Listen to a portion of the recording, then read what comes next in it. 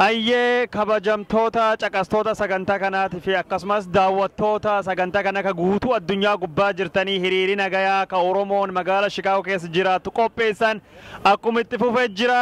amma as bakka buufata guddaa televezyiinii biyyi kanaa ABC jedhamu fuuldur jirra.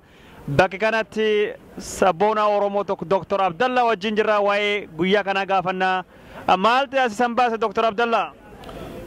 wanti ana baaseef akkuma isinuu duraan jettanii biyya keessatti maaster pilaanii jedhee mootummaan wayyaanee lafa Oromoo qotee bultoota irraa fudhachuu ka'ee gaaf jedhu barattoonni Oromoo didanii gaafiin sun kaasanii gaafii isaan dhiyeessaniif ajjeechaaf badii irraan geessan san falmuudhaaf mormuudhaaf mootummaa Ameerikaatittis rakkoo ga'e kana beeksisuuf jennee as dhufne jecha sababa kanaaf as baay'ee jechuu adda sun.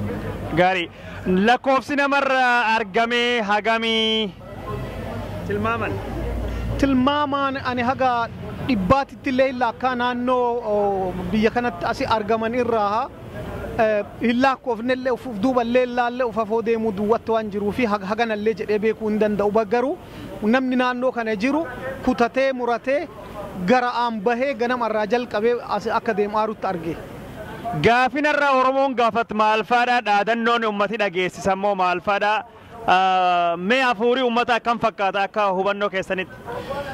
Gaafiin Oromoon amma gaafiin adda dhiyeessan keessa barattoota Oromoo ajjeesuun hafu gaafiin Oromoon gaafatan karaa nagaatiin hiikamuu nu nagaa barbaannaa biyya Ameerikaa USA gargaarsa mootummaa wayyaaneeti kennu ujoollee teenna ujoollee Oromootiif qotee bulaa lafarraa kaasuun ujoollee ajjeesuun waan itti dhimma bahaa jiruuf gargaarsa san irraa haa dhaabuu tokkummaan Oromoo haa jabaatu ka jedhutu gara guddina itti ba'aa ture keessattuu ujoollee Oromoo hidhamte gadaa lakkifamtu wanti gaafiin isaanii karaa nagaatiin haa deebi'u jechatti irratti dhaaduu akkanaa qabatee uummanni deebi'aa ture. Iyyannoo barreeffatanii qabatanii akka barreeffaman bakka adda addaa galfatanii beekaa iyyannoon sun eessaa galfatanii maal gaafatan yoo ka irra beektu ati? Iyyannoon kun mana mootummaa magaalaa Chicaagootiif galee seenetara irratti illee hin garee kanaaf dhaqanii dubbisanii deebii sanillee argachuu irra jirraa isaanillee akka nu deebisan nu abdii nu galanii jiran dhufanii nu dubbisanii jiran. Walumaa galatti dhaamsi uummata Oromootiif isin dabarsuu feeta yoo jiraate? Dhaamsi an barbaadu tokko wanti mootummaan wayyaanee hojiin isaa ka amma Oromoo lafa isaa irraa kaasaa jiruufi tokkoffaa uummata biraa ka naannoo biraatiin fidee itti qubachiisee uummata Oromootiin wal lolchiisu.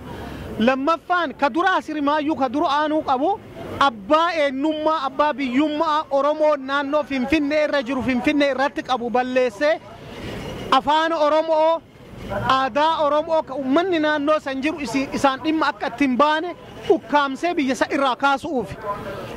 Karaa biraatiin ammoo galiin naannoo Finfinnee irraa argamu waa'ee Finfinnee uummata Oromootiif akkan oolle gochaaf hujii ufiitiif mataa isaatii oolfachoo jechaaf galii naannoo Finfinnee guddisuuf ka godhame. Karaa biraatiin ammoo uummanni Oromoo gaafii isaa gaafatu hiyyummatti aansee lafa irraa fudhatee akka gabricha ta'eetiin lafarraa duguugamu sagichaan waan fudhatame. Kun sanyii duguuggaa natti fakkaata hajaan hujiin isaan godhaa jiran kun. Dr. Abdallah baay'ee galatoom. Galatoomiya. Maqaa kee duru? Maqaan kiyya Seenaa Jimjimooti. Seenaa mee kaayyoon hiriira kanaa maali? Kaayyoon hiriira kanaa gabaabaa sadii. Tokkoffaa barattoota keenya dargaggoota keenya kan biyyatti dhumaa jiran isin wajji jirra isin duuba jirra nuti sadhisuutti hin jirru tokkoffaan san. Inni lammaffaa bulchisoo biyya kanaa seenatara meeyatara steet seenatara oldarmaanii xalaa katabnee qaamaan dubbisneetiin DC koongiresiin nu dubbadha koongiresiin akka dhiibbaa Itoophiyaa irra godhu inni lammataa sana. Inni sadaffaa immoo miidiyaan kun iyyannoo kennaan rakkina biyya keessa allaatu hin ta'in akka biyya kanatti miidhamu jiru akka nu dabarsuu barbaanne kana sadiin keenya kaayaman.